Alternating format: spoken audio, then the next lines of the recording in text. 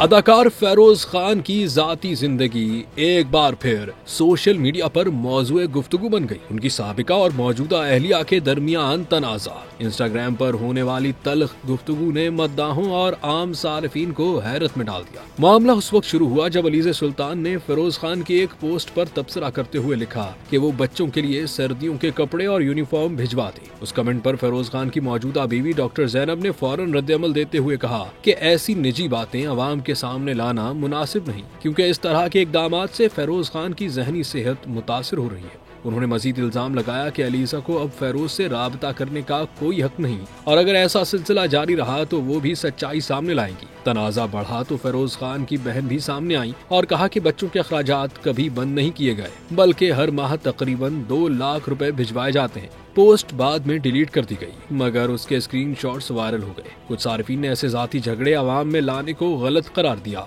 जबकि बाज ने अलीजा की हिमायत की।